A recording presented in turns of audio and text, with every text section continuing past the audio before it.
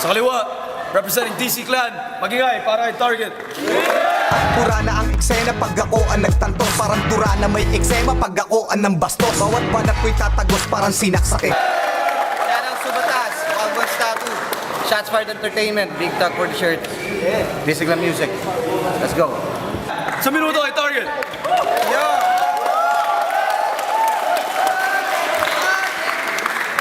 Tayo natin. Game. Juan Tamad, tutuhugin ko to, parang fishball to sa akin. Nagatula ko ng ganja, miss-score to sa akin. Isang sisiw ang inilaban, napapalakat sa biyakan. Kahit J ang yung pangalan na ko ang dapat mong ilagan. Juan Tamad ng schizophrenia, yung utak nasa paa. Matakaw to sa ganja, pero saksakan ng tanga. Bakit? Nung nakakita ng tibag, sinindihan yung tsaa. Tapang-tapangan ka sa kanta para kunwari matikas. Huwag kang magpakagangsta gago, hindi ka pa nakahimas ng rehas.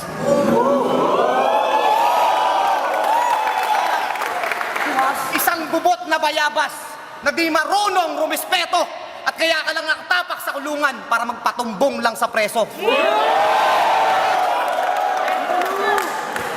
Fairness, it was 2001 nung tinatag ko ang Disiglan. Nung mga panahong ang rap scene ay tinatawanan pa ng sambayanan. Nasaan ko nun, Juan?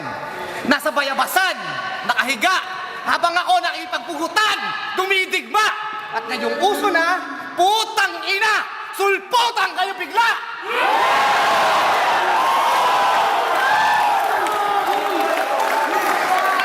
Sa madaling salita, ikay mangmang pa sa larangan. Hindi mo pwedeng ituro ang kaparangan na hindi mo dinaanan.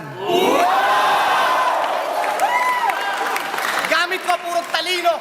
Ikaw arugante ka at presko. Ang laban na to ay laban ng bobong estudyante sa maestro. Time. Time. Yeah. Kung wala na sa minuto, pero pinapatapos lang ha. Pinapatapos lang. Kada round. Yo! Sinabi niya yung freestyle namin ni Saito. Pinapanood ako nito.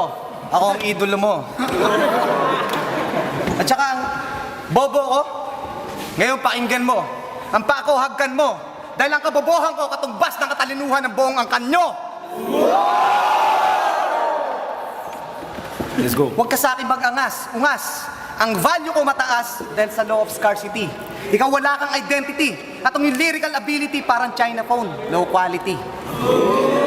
And to beat me ang battle, mananatili mong fantasy. Mas magaling pa sa'yo mag-rap si Carlos Agassi.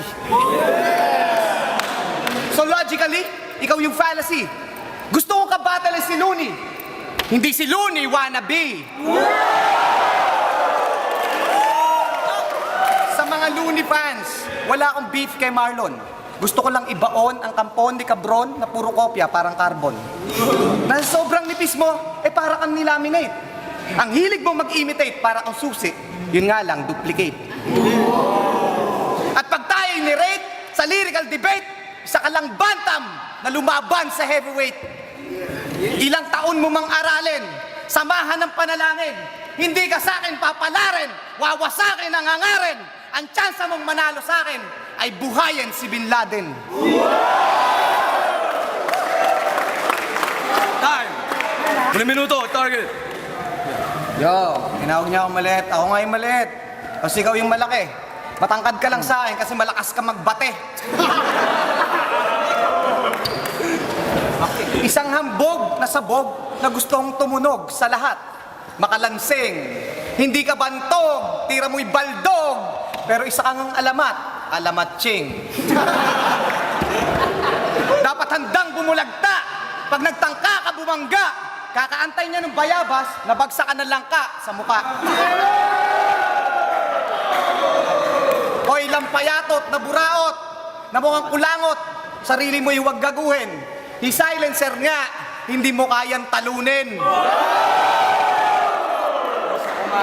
Sinugan di ba? Tapos sa akin ka pa nagbalak, wala ka pang tatak. Isa ka lamang impostor na may utak lang kapag batak. Yes. At malubay ang mga tayutay na lilatag mo sa ekspertong hanay. na mga tunay ang husay sa modernong pagbitay. Dahil itong ligay hindi lang base sa mga nakuha mong atake, sa kanluran na inturan ng mga puta sa Malate, mababang klase. At ang dugo mo babahayan bago mo ako malatayan. At kung di siklang traidor, matagal na kayong pinaglamayan.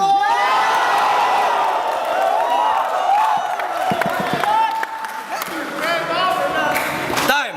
Flip top! Ano?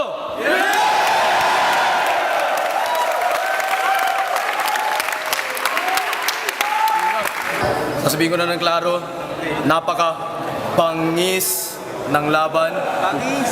Pangis. Hindi ba, no? Pero boto, 5-0. Manalo si Target.